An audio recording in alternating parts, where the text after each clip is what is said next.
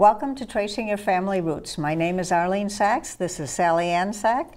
And this morning I'm going to introduce our guest. It's Genie Milgrom. Jeanie was born in Havana to a Roman Catholic family. As a young adult in Miami, she converted to Orthodox Judaism, and only after that did she discover that she didn't have to convert at all because she really was Jewish. Welcome, Jeanie. Thank you. We're going to hear how you found this. Thank you. Good morning. Good morning. Now, what made you become Jewish? I was born in Havana, and my family moved to Cuba in the early 1960s, and I was in your typical Cuban Catholic ambiance. They didn't move to Cuba, they moved to Miami. They moved to Miami, I'm sorry, you're right. They moved from Cuba to Miami, and I was in a Catholic grade school, and it was a very strict Catholic upbringing, but inside me I always felt something was wrong. It was something that I couldn't explain, something that I don't know how it could have been, but as young as 6 and 7 years old, I was just feeling that I did not fit in with the people that were around me. This feeling persisted through grade school, through my Catholic high school, and then even on to my Catholic college. This was something that was very strong in me, but I didn't know what to do or how to get out. And I didn't even know that what I was feeling was really not Catholic, but an attraction to something else. Until I got to college and I started learning about comparative religions, and I was in a Catholic college, and the nuns that were teaching me were actually teaching me a lot about different religions, but Judaism just attracted me, and I felt that this is where somehow I belonged. But I got married very young, and I wasn't concerned with these ideological presences. I got married very, very young, right outside of college, and I had 2 children early on. And finally, when that settled down a little bit, I decided again, I'm not in the right place. Something's not aligning, and I started to research Judaism, and I started to read everything I could about it, and I was just starting to even go to some synagogues, and I was really doing this on my own. And finally, I just decided to take the plunge, and I started visiting my first synagogues. And unfortunately, it cost me my first marriage, and I was a single mom with 2 kids. And I decided to pursue Judaism in earnest. And I started with a Reconstructionist synagogue, and then I worked my way over to a Reform synagogue, and then I worked my way over to a conservative synagogue, and finally I worked my way into an Orthodox synagogue. And this is actually where I felt at home. I'm not sure if it was because that's where my soul just decided to blend in and belong, or because I was used to the strict Catholic, back in those days, you couldn't go to have communion so many hours, you couldn't eat, and you had to do this and you had to do that, and the fast days. So I was used to this kind of structured religion. It took me about 4.5 years to convert. Yeah, but I wanted to get to something. You told me, I think, that when you got married the first time, there was an unusual tradition that was in your family. There was. That something about, I call it the talit, but well, right. You tell the So when I got married the first time, I was in a beautiful, large Catholic church with all the pomp and circumstance that goes with it. And when I was kneeling before the priest with my first husband, my grandmother and my mother rushed up and put this family cloth, they called it, or a shawl over our shoulders, that I didn't realize till later that this is how the Sephardic Jews get married, under the chuppah, with this tallis over their shoulders. And so I thought nothing of it. I just thought it was a Spanish tradition.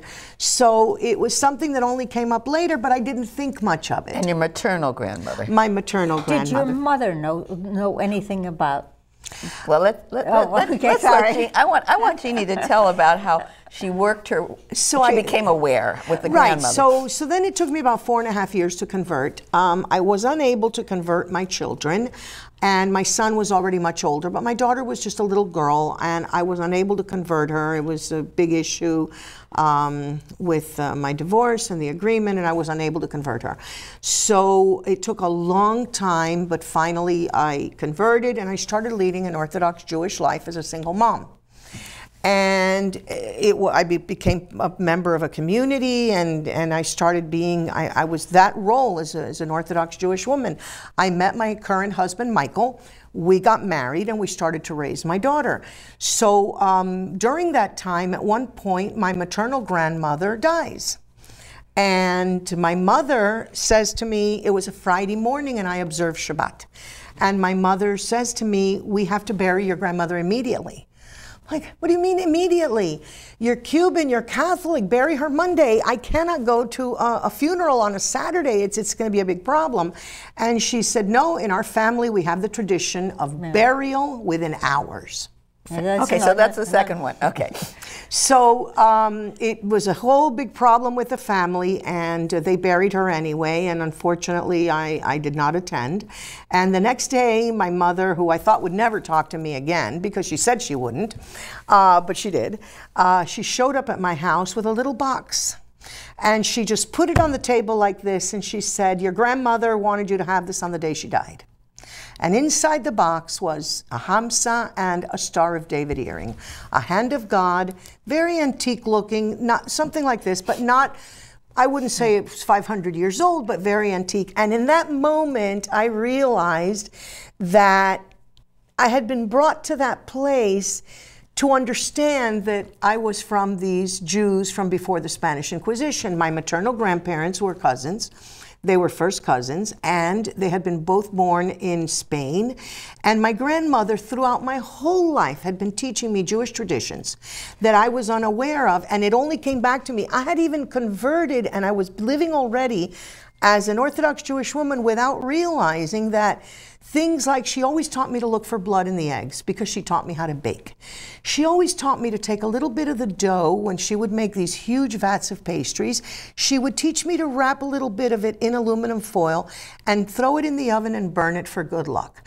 Later I learned that this is something that Orthodox women do when they bake their challah. They make a blessing on this. And there was no blessing and there wasn't any talk of religion as she taught me this. But the biggest thing that she taught me, which I didn't even know at the time, was she taught me to sweep to the center of the room. And my mother also taught me to sweep to the center of the room, not just my grandmother. And this is an unusual custom that descendants of the Inquisition Jews still do today. They take all the trash, the women sweep to the center of the room, and the men, and they collect it in the middle of the room instead of taking it to a corner or to a doorway. And this was so that they would never sweep the trash out where the mezuzahs used to be once the Inquisition made them take them off the doors. Interesting. I never heard of any of these traditions. You didn't? Well, you're the German Jew. I knew I grew up with the egg and the blood, you know. Well, I learned that even in school as not being something Jewish. Okay, so so did it hit you like a bolt from the blue? It hit me like a bolt. I'm sitting there that Saturday in my house. My grandmother had died the day before. I'm looking at these Jewish articles and it starts coming back, boom, boom, like the shawl in the church, the egg, the burning the thing, the burning in the oven, what's going on the floor. And I'm like, oh my gosh. My grandparents must have been from the pre-Inquisition Jews. And she selected you. And she selected me. There's that tradition. You want to tell There is a tradition now that I have seen now in retrospect, as a lot of people are writing me and I'm meeting a lot of people like myself around the world, that there's always a grandmother that selects one grandchild. And I don't know what the grandmother saw in me. She may have seen the questioning, the uneasiness, and we were 5 grandchildren. And she chose me. She didn't choose any of the other 5, and she chose me. But then when I opened that box on that day, I realized that because she was of these roots, and I was a convert, and my children were not Jewish, I needed to search for my Jewish roots if there were any, and I was scared there might not be, even though I wanted it more than anything in the world. I was scared there might not be, because it was the only way I was going to be able to make my daughter and my children Jewish. And whether they wanted it or not, I wanted it for them.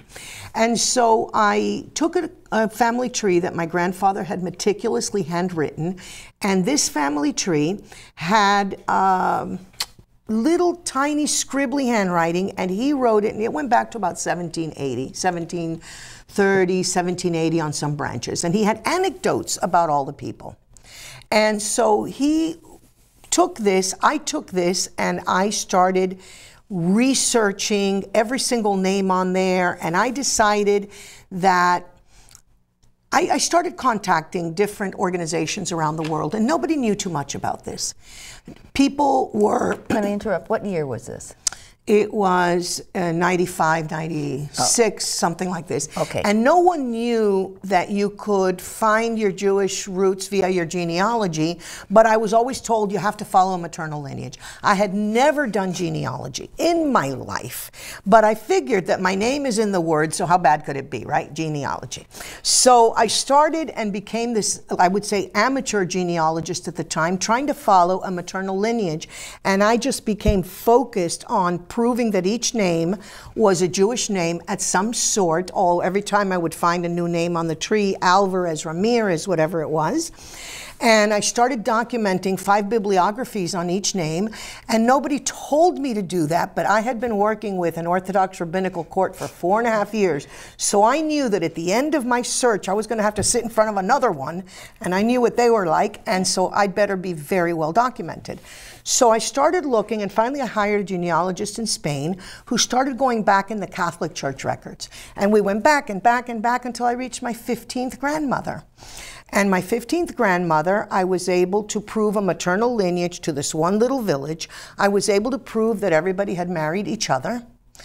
Tons and tons of intermarriages. My family tree didn't go like this. It was a total spiral. And it was hard, very hard to follow. There was no computer program that was really giving me what I needed, so I ended up on the floor with hundreds of Post-it notes. Yeah. And every time there was a cousin intermarriage, I would change the Post-it note color. And so I did this meticulously, but at 1545, the Catholic Church records stopped. Because that was the year they started it. The Council of Trent. Yes, that was it. So the Council of Trent in 1545 had established how you make these family trees, how you make these family records in the Catholic Church, baptism, marriage.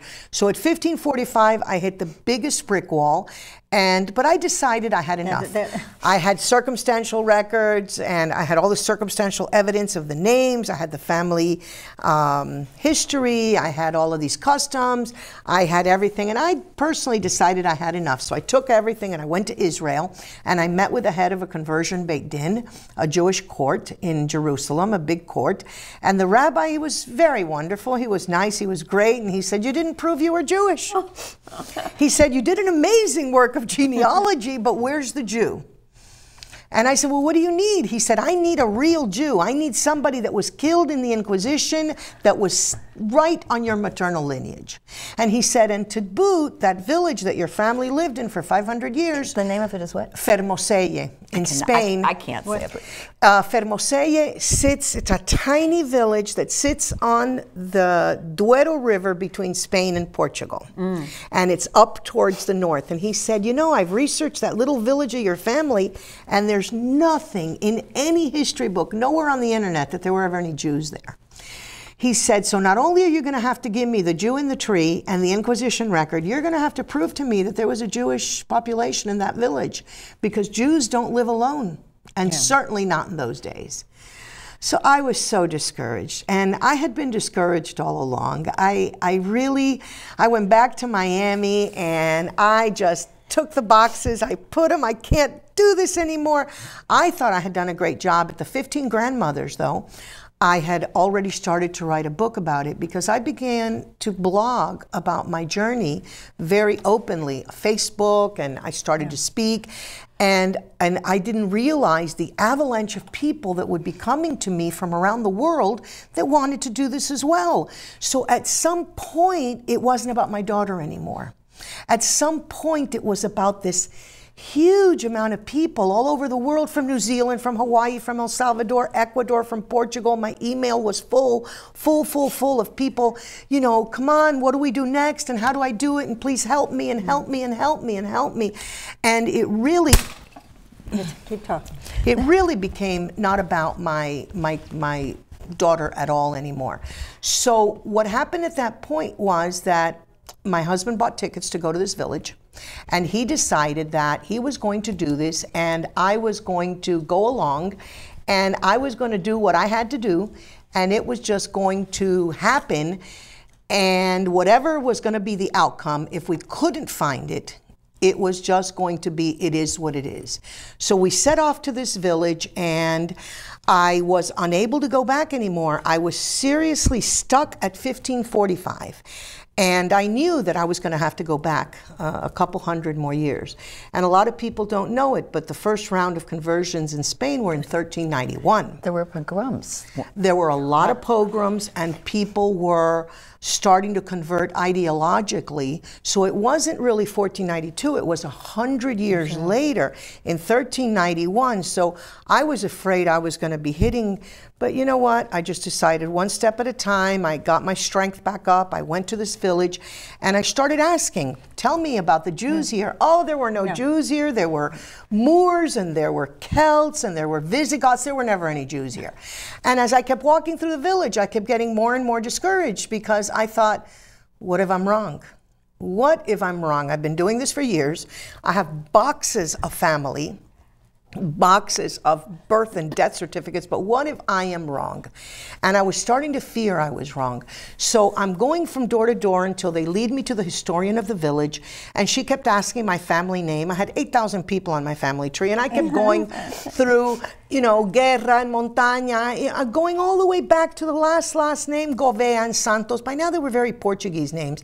And she was like, no, no. And then I remembered my grandfather on the edge of the tree in a scribbly handwriting had said, they called us Boyicos.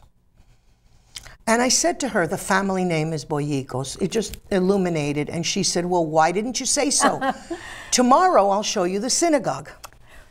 She wouldn't show it to you otherwise. Not until you said the magic. I said, what does that mean? It means in Ladino, it means little bread or a little bun, and I guess it was some sort of code word, but I really wanted to, from the oven. like from the oven, I really wanted to bop her one with my family tree because this lady had kept me pretty much crying at the door of the church trying to find my lineage.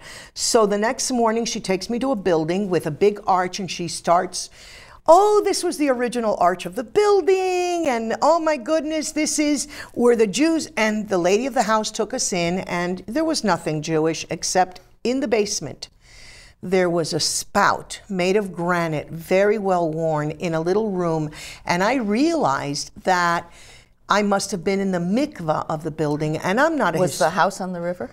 No, the house was not on the river, but the house was in the middle of the village, and it was a large house.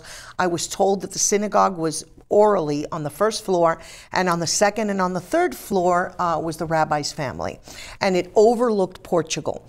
But at that moment when I'm there in the village and I'm taking pictures of anything that could be construed as there was something that looked like a mikvah also in the middle of the street with the crystalline water on the steps, and there was a lot of different symbology on the walls, and I started taking pictures of all this and sending it to historians all over the world when I got back to Miami saying, is this anything Jewish? So I started raising awareness to that little village, and at the same time when I was over there and I could see Portugal from the other side of the river, I realized that maybe those records I couldn't find were in Portugal and not in Spain. Portugal expelled the Jews many years later. 4 years later. 5, I thought. 1496. 7. No, but there was...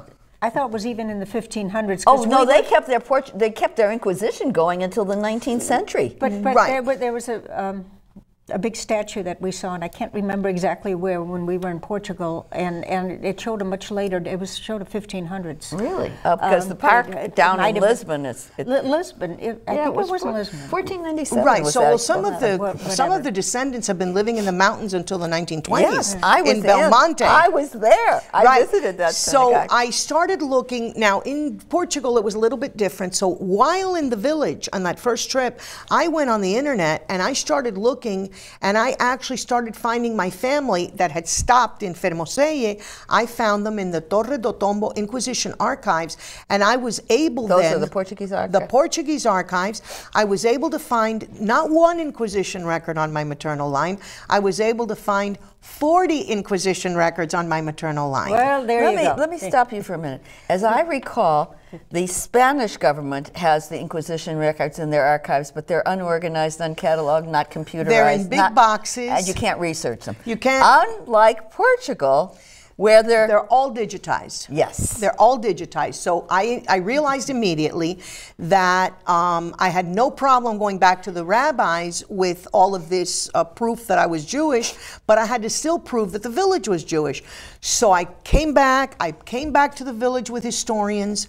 I came back with cameras and historians, and they verified that the village was Jewish. So I took all of that information, and with the Portuguese archives, I was able to find every single family member, now 22 generations. Oh my God. I was able to go back to 1410, which means that my family converted in 1391. And I have never found the Jewish name again, which is something that a lot of people ask me. I always wanted to know what was the family name. Jewish? You don't know? No, I don't know. There's what no name record. did they take when they converted? They took names of trees, they took famous Old Spanish names, they took the names of flowers or bushes. In the case of my family, my grandfather was Ramos, which means like bouquet, and my grandmother was Flores, which is flowers. So we still in the family had all of these crypto-Jewish typical names. And so I packed up all of this evidence, I took it off to Israel, and I sat there in front of this council, and they were floored. And I said, but wait, you all tell us that you're always looking for returns of the Jews from the Inquisition. He said, yeah, but nobody ever brought us this. And he said, now we don't know what to do with it. I said, well, you know, I don't know what you're going to do with it, but it's taken me years, and here it is. And so I was very happy that they translated everything into Hebrew. It took about 2 years, and I finally got 2 years. I finally got, and they gave it to Inquisition historians in Israel, and I finally got a beautiful letter back from the head of the Jewish court, and he wrote that they had studied everything meticulously, and that my lineage should never again be questioned, and that any descendant that comes from me would be known as Jewish. So you accomplished it. But I think it's unusual that you can trace that maternal line, because the Spanish and I guess the Portuguese too have this tradition of the woman keeping the name somehow within.